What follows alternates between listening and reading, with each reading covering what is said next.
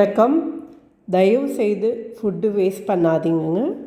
இன்றைக்கி காலையில் குடமிளகாய் தயிர் பச்சடி பண்ணேன். அது இவ்வளோ மீந்து போயிடுச்சு. இது ஒரு 1 கப் இருக்கும். அதோட 1 கப் தண்ணி போட்டு நல்லா அதை மிக்ஸ் பண்ணி வச்சுக்கிட்டேங்க. இப்போ நம்ம இதை வச்சு மோர்க்களி பண்ண போகிறோம். ஸோ 1 கப் அரிசி மாவு எடுத்து அந்த தயிர் அந்த தண்ணியோடு சேர்த்து நல்லா கலந்து கட்டி இல்லாமல் எடுத்து வச்சுக்கோங்க. இப்போ தாளிக்கிறதுக்கு பொருட்கள்லாம் எடுத்து வச்சுருக்கேன். இந்த கருவேப்பிலையோட பச்சை மிளகாவும் சேர்த்து எடுத்து வச்சுருக்கேன். இப்போ ஒரு 2 ஸ்பூன் எண்ணெய் போட்டுட்டு கடுகு தாளிச்சுக்கோங்க. தென் கடலைப்பருப்பு, உளுத்தம்பருப்பு, சிகப்பு மிளகாய் போடுங்க.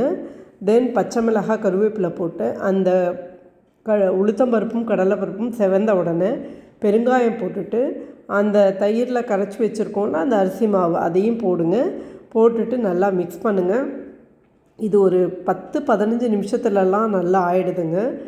இதை நல்லா மிக்ஸ் பண்ணிகிட்டே வாங்க. இதுக்கு தேவையான அளவு உப்பு போடுங்க. இந்த மாதிரி பண்டங்களுக்கு உப்பு போடும்போது பார்த்து போட்டுக்கோங்க. ஏன்னா ஆல்ரெடி நம்ம குடமிளகாய் தயிர் பச்சடியில் உப்பு போட்டிருக்கோம். கொஞ்சம் நல்லெண்ணெய் போட்டுட்டு நல்லா மிக்ஸ் பண்ணுங்கள். எனக்கு கொஞ்சம் பயமாக இருந்தது, இந்த அரிசி மாவு வேகலைன்னா வயிறு எதாவது அப்செட் ஆகுமோன்னு. அதனால் நான் கொஞ்சம் கிண்டிகிட்ருக்கேன். நல்லா கிண்டிட்டு கொஞ்சம் மூடி வச்சுடுங்க ஒரு 5 மினிட்ஸ் சிம்மில்.